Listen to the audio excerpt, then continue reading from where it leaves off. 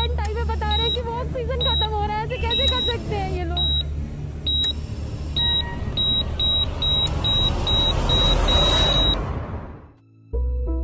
The COVID crisis in India is intensifying. At least 6 hospitals in the Indian capital Delhi have completely run out of oxygen.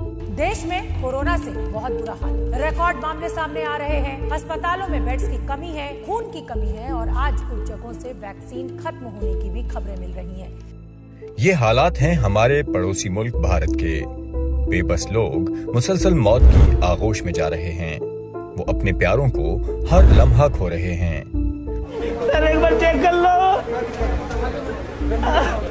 मगर ये सारी सूरत हाल हमारे लिए लम्हा फिक्रिया है।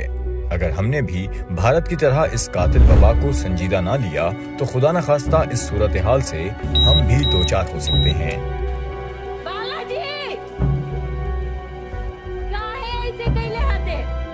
हुकूमत के बताए SOPs पर अमल करें। इसी में आपकी और आपके प्यारों की भलाई है।